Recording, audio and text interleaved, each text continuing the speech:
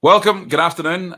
We are back with episode 13 of The Focus. The Focus, for anyone who's not been to see The Focus before, The Focus, every week we talk about video and recruitment. We talk about all the myriad ways in which you can be using video and recruitment and the ways in which you should be using video and recruitment. And sometimes we talk about the ways that you really shouldn't. My very, very special guest this week, as you can see, is Janine Owen from Search Consultancy. Janine, good afternoon. How are you?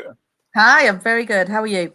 I'm fantastic, thanks. But how I am is not important here. It's how you are. That's the vital thing.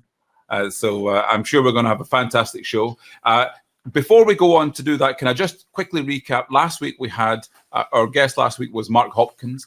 Mark Hopkins, Thomas Lee Recruitment. Mark was a fantastic guest. He's got a tiny agency. He's working on his own. But we were talking about how even small agencies can have a content marketing strategy and put out video content on a regular basis that demonstrates your expertise, that is, shows what you do, how you do it, and it's a great way of winning clients, retaining clients, finding candidates, all of those things. So, thanks to Mark for last week. But moving very swiftly on, this week's guest, recruitment marketeer since 2002. 2002. Yeah, doesn't time fly. Only with big brands, of course, with Reed, with Hayes, and Search Consultancy. Janine, you're very, very welcome, and it's a real pleasure to have you on the show. Before we go on to that, can I just say, I believe congratulations are in order. Yes. Yeah. So for our second Nora today. Well, so can I correct you there? So last year, just to be clear for everyone, yes, we won last year. The Nora finalists for this year have been announced, and Search Consultancy are shortlisted as a finalist for Best National Recruitment Agency, and that's a very big deal indeed, especially because last year Search won that very trophy. Now, I know. I don't have that trophy, but I've got a copy of a trophy from a couple of years ago, so you'll have one of these in your office. We have indeed. I've got it on my desk. But the thing is, I know for a fact that you should have another one of these kicking around because an old one. We do. You won the same awards in 2008, I think it was. So I actually that year we didn't have an event, so I presented it in the Search offices in Edinburgh to Kai. So that's going way back. So my time. But what you've got the chance this year is to win back-to-back trophies. We can't guess in advance, but congratulations on being a finalist. And to all the finalists, I should say. So all the finalists that have been listed are absolutely fabulous. This year, I went through almost 600 separate recruitment websites for, recruitment agencies, employers, job boards, publications, innovation, newcomers, all of that. And first of all, there are some awful sites out there, some really dreadful sites. The caliber of sites across the board, yours included, is a step on. Yeah. It really is. It's fabulous. And sites that were finalists and winners last year, unless they do something new, there's no guarantee that they'll be finalists and winners this year. So to be a finalist this year is a big deal. And if you did win again this year, then that would be stupendous. But the standard keeps getting higher, is what I'm saying. Very, very well done. But we'll come back to that. So Janine, we're here to talk about video in recruitment and video technology and video in marketing. And you are chief marketeer with Search Consultancy. To set the scene, you've been, as I say, involved in the evolution of recruitment marketing for as long as there's been online recruitment marketing. What would you say is unique about marketing in this sector? Okay.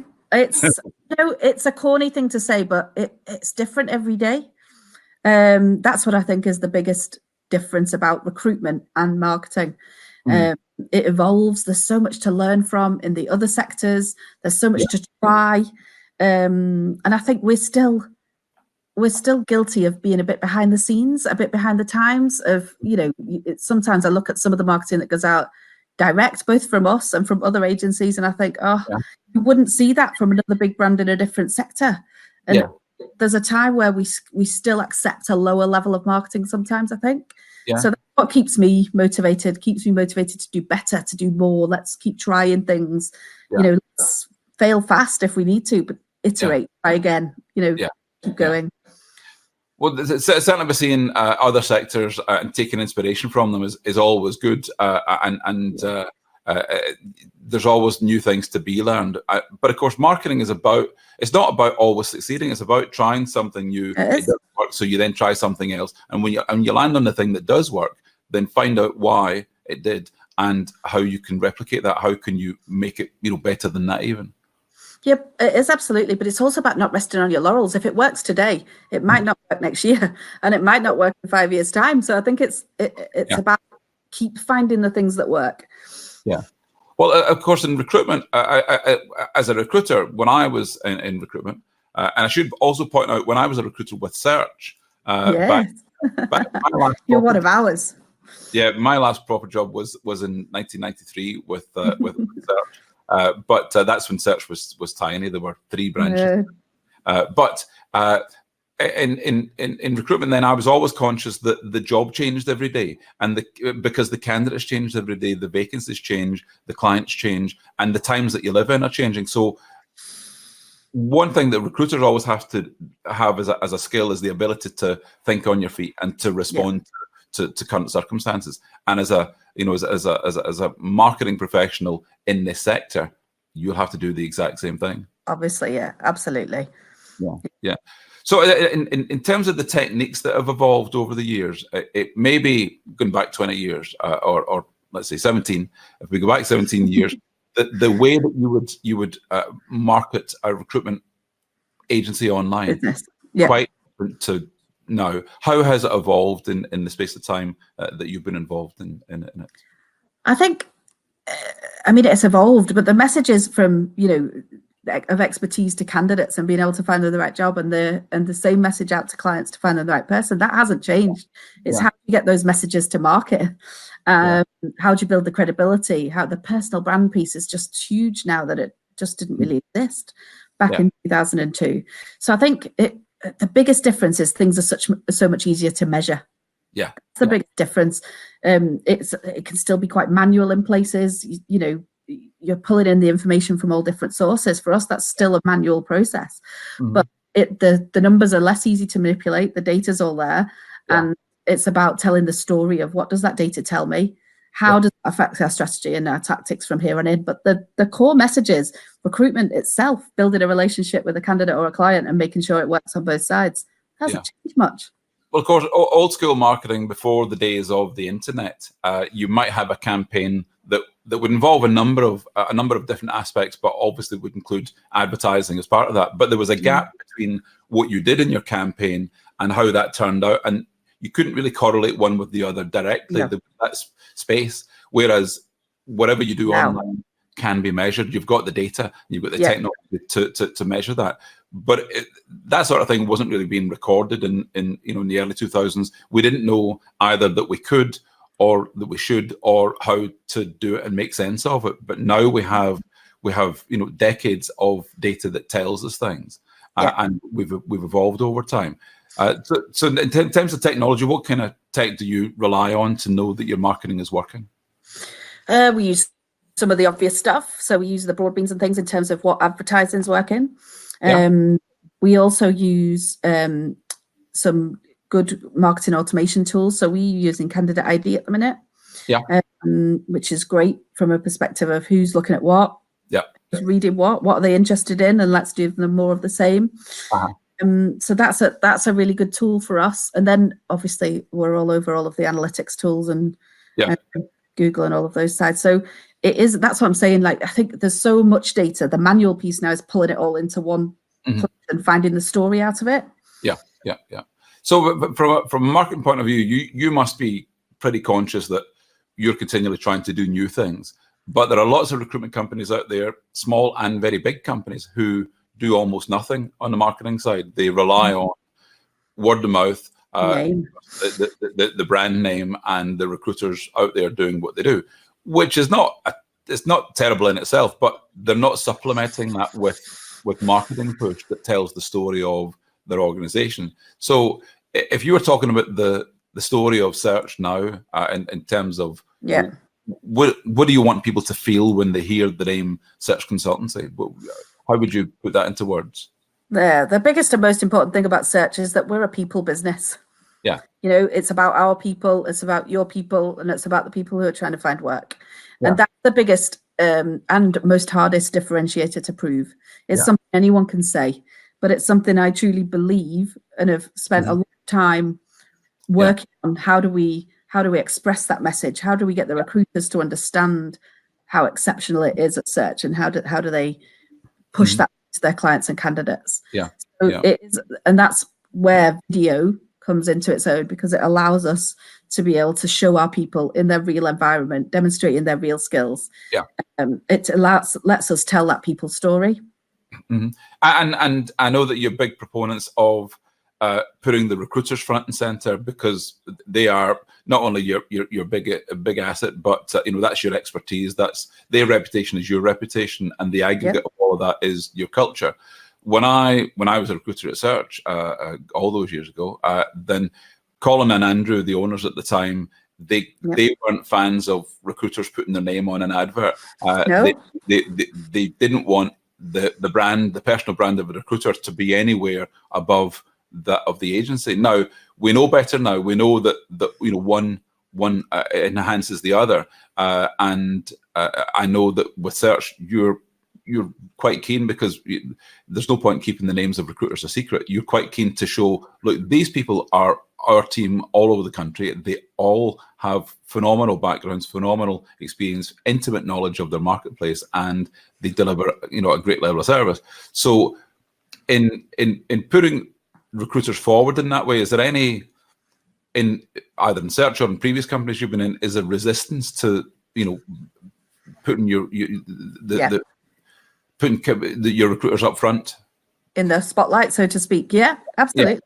And when I started, it was something that absolutely nobody wanted to do in Search in 2010. Nobody wanted names on websites, anything like that. But you know, the fact is, it's not a secret now.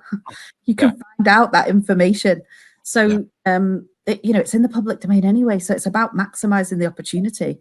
But we do still, you know, and like any good recruitment business with a decent reputation for training, we have a you know, a big amount of headhunt going on, and people come into the organization to speak to recruiters at about the 9-12 month mark when they've gone through training. It happens.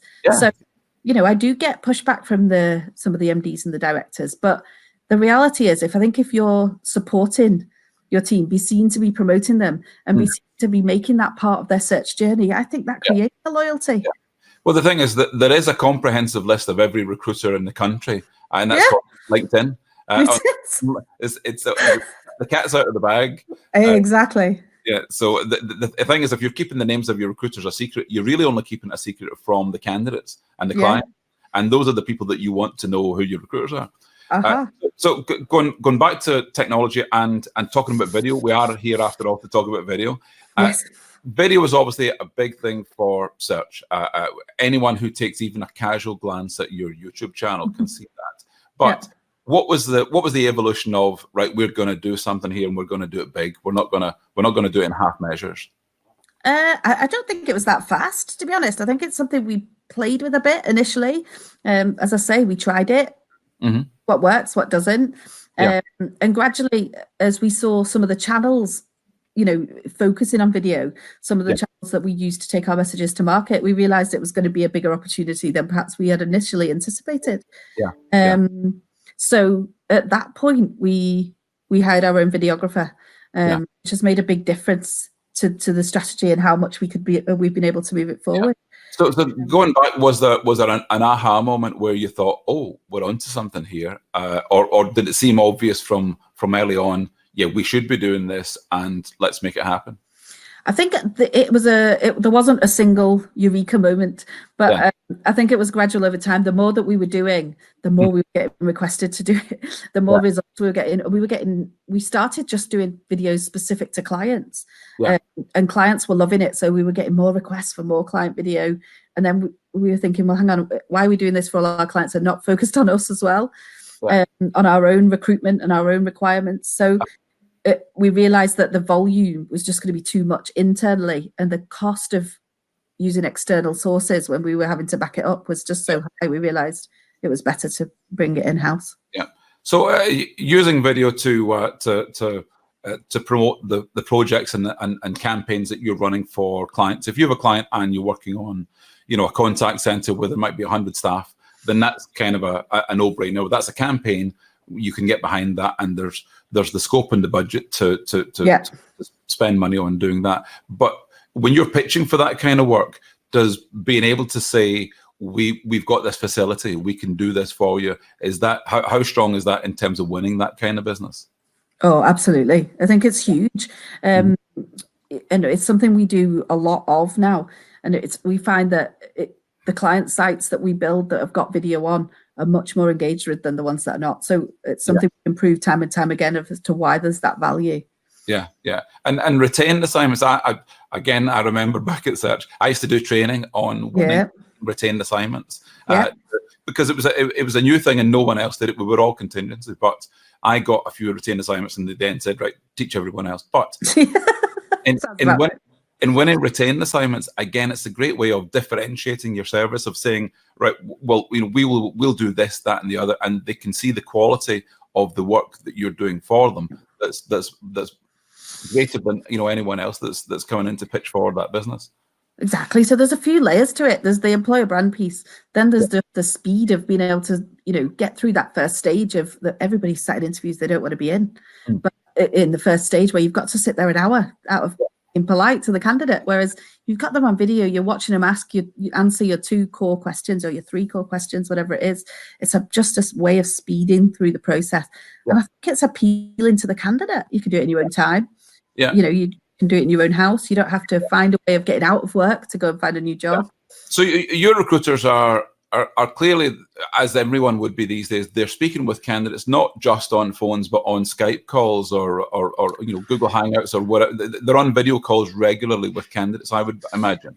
So we use Skype and we use Odro. So we have the video interviewing on Odro. Okay, so they'll be speaking directly with candidates. So I can imagine in a Skype, in a search office, you'll have a lot of recruiters sitting with headphones on. They've got the microphone and they're speaking on screen with candidates wherever those candidates are. So you've got that personal human connection with the candidates. They know who they're dealing with. They can see who they're dealing with. The recruiter can, give all the micro expressions that sell, what they're talking about. They're not. They're not doing all the other things that we used to do when people couldn't see you. You're on an hour's conference call. Yeah. But when you're communicating directly with candidates by video, that you're then used to being filmed. If you then wanted to record a video for a job advert, for example, the idea of being a bit nervous about being on camera. Well, you're doing it all day, every day. Why would you be nervous? So your recruiters are, I'm guessing, much less shy than because of the experience. You'd like to think. Or are they? Yeah, we've still got some reluctance. You're never going to get around that with everybody. Not everybody wants to be videoed. Not everybody feels like they can be videoed. So sometimes that can be difficult. But I think we try, where we're doing the more sort of brand-led videos, to keep the interviews as conversational, relaxed as possible. It's about making them feel like, we're here to show your best side. We're not about to show the negative stuff. And so I think we're getting there. It takes time. When we first hired Pauline, our videographer, she'd be the first to say, gosh, it was painful getting people to come on camera and do it.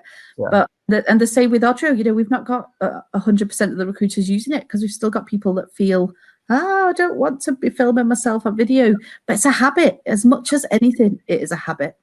Yeah. So going on to you have an in-house videographer. You've do. Pauline a couple of times there, and Pauline is fabulous. Pauline is really awesome, and the quality of the content that's filmed is amazing. So you were saying before that you were using a variety of tools or external providers to film your content before, but you thought, right, let's go all in. Let's get someone in-house. What was the aim, aside from the fact that it would be more cost effective to have someone in-house to record your video? What does that do for you? It allows us to be more reactive, so be able to build something then and there. And we all know in recruitment, it's nothing is 100% proactive. You have to be able to jump. every now and then. So it gives us that flexibility, and it certainly allows us to build a better online presence through social. And that was one of our big sort of targets at the time when we had Pauline, is how do we build those channels to the extent that we're driving more leads, more commercial elements into the business. Yeah. So I know from I had a chat with Pauline as well, that Pauline's now up to here with work. Search is a big company, and there's a huge demand on her time to create content, and obviously content in partnership with all the different parts of the business. And there are only so many hours in the day. But how do you prioritize the content that's going to be filmed? On the fly, in honesty. So we have a strategy that we're working through for the website and for social, and that, that's almost the background piece, that things that need to get done on a monthly basis. Then the priority is also is always the client work, by and large. So something's come out of that we need to do, those get delivered, and then there's the the meet the teams and the how do we drive this team to get more profile and more edge in their market, etc. So it's something that we work on with Pauline and her manager, my head of creative, on almost a monthly basis of where are we, what do we need to prioritize, what we're going to do, and then something comes up and we maybe have to relook at it. Yeah. So is it a schedule where you'll have a plan in advance, right? We want to make sure that each division has a profile video. We want to make sure each location, and of course, as you go along, there'll be stories that need to be told, such as your new Manchester office, or campaigns with new clients and so on. So those will be pulling on the time there. That's going to be a tricky balancing act. Yeah, they get floated in. So new Manchester office, new chief exec last week. There's almost a constant flow of things that coming in that you think, okay, well, we need to get some content for that. A big one of our healthcare strategy meetings yesterday, talking about what could they be doing. So today I've had loads of requests of, can I have this time and that time and some training time over here, and you're like, okay, we'll slot all that in somewhere. So if I was a recruiter in search, which I'm not anymore, but if I was a recruiter in search and had a requirement, and I'd put in a request, can Pauline come and film for the other, and it wasn't going to happen for, within the next week, and recruitment consultants, they want something yesterday. You get recruiters themselves saying, look, can I just do it myself? Just give me the gear and I'll record it myself. So we've got vlog kits in offices. So people can do it themselves, and with some basic guidelines. So those floating around, and we have audio capture, so people can do that for themselves in terms of filming themselves talking to a client. So we have got options available. I suppose Pauline is the more corporate piece. So getting on to the types of content, I was having a peek at your website and your YouTube channel. We always do this. We always look at videos of the week. But given that there's so much of a rich content in yours, I'm going to share some content from search. If I just share my screen, I'm just going to do this just now. Bear with me a second. So my screen should come on just now. Look at that. I'm just showing that because, of course, down here we have, there you go, Search Consultancy. So fingers crossed, best of luck. And actually, while I'm at it, I came across this photograph from last year. Let's just refresh that. No. Well, enough. You don't want me to show it? Okay, I'll come back. I don't know. I don't know what we're talking about. I think it's the photograph of you accepting the awards on stage. Okay. But I think for lovely John. Facebook's gone a bit fuzzy there. But we'll come back to that in a second. And again, I don't know what's happening with my broadband is killing me here. Let me just see what we've got live. Yeah. There we go. So here's the search website. So on the search website, that's one thing that's going to be assessed for the NORAs. And one of the important things, as I say, this year, whenever we're looking at any website for the NORAs, is we're considering, how is video incorporated in what you do? So first of all, first things first, is there a link to your YouTube channel? And on your YouTube channel, what's the content looking like? So if we went to the content on the YouTube channel here, is it coming up? Oh, that's killing me. My broadband is just suicidal today. bear with me just a second. If it doesn't work, then we'll just need to talk about it. But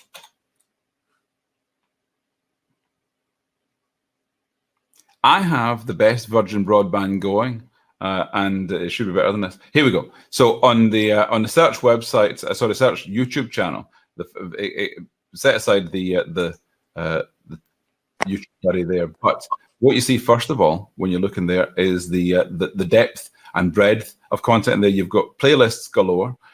You've got featured videos. If I go to the list of current videos. And again, this is, it tells me when the videos have been created a day ago, 2 days ago, 2 days ago. So the content in there is really rich. You've got your recruiters on screen. You've got campaigns that are running. You've got profiles of different divisions within the organization. So when you're putting these things together, what's the thinking behind the organization of the content here, Janine? Oh, got me. Okay, I'm just saying, what's the thinking behind the organization of the content here, Janine? I think we're in the. Sorry, I can hear my echo. We're in the process of. Oh, okay. Janine, cut that a little bit here. What I'll do is I'll just carry on. What search got organized is types of content. So work at search, obviously, commercial, search performance, like videos, and all of these have acres of content behind them, all telling viewers about the type of company that search is, the type of organizations that they're working with, and the type of recruiters who are working with the company as well. Janine is just reorganizing her connections, so bear with me there. So as I say, going back to the YouTube channel for search, what I'll also do, we were mentioning this before, this is a little video that search has made of them moving into the new Manchester office. And it's a great way of telling the story that it's a company that's growing, it's a company that's evolving, and the human story that's involved in all the people in search settling into the new office place. It's something that you can tell in only a minute and 27 seconds as this video, but it means that whoever is dealing with the organization is able to relate to the company and relate to the people here. Look at this girl, she's so excited. But this tells the story that candidates, for example, often don't see, they don't have a picture of, and thinking, well, who when I speak with this fella, who is he, what's he like? When I'm dealing with search consultancy as an organization, are they human? And when we talk about the dehumanizing often of the recruitment process, this is a way in which you can rehumanize it. You can let people know this is a real company with real people who really know what they're doing. So when you show this kind of video and given this kind of insight to an organization, then people understand it in ways that they just couldn't otherwise. And again, look how authentic it is. It's not overly stylized. It's not the kind of video that you have professional teams coming in that looks like a TV advert.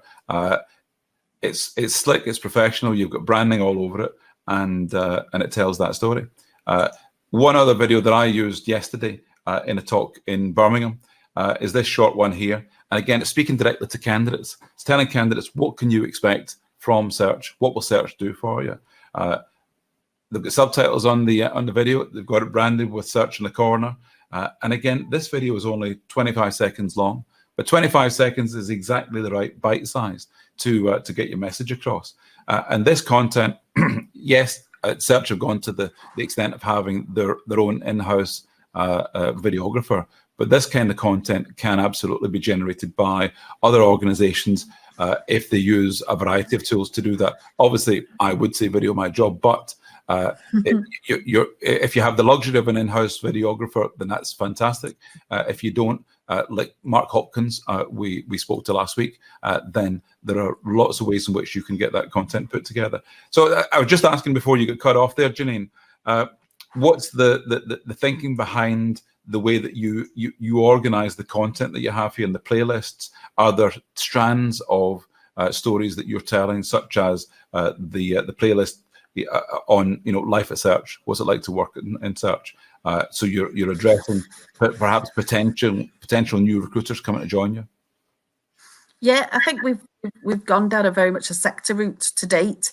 So search, us as a business, and then sort of the careers at search, but then also professional services, hospitality and catering that you can see there. Yeah. In the process of looking at it at the moment, because I'll be honest, we've focused on video. We haven't focused on YouTube specifically. Yeah. So we've focused on, posting it natively on LinkedIn, etc. And so the YouTube channel is something we've come to in the last few months to look at, okay, how now we've got all this content, how are we maximizing this as a channel? Yeah. There's a client of ours in Australia, and I'll just go to it just now, and it always bears repeating because I show it as a really good example. But people to people, it's a rec to rec agency in Australia, but on their YouTube channel they have organized it in such a way that it's so simple. I'll just pause this video. But it's so simple. They've got a playlist of current vacancies. So these are all current vacancies, jobs that are being recruited for right now.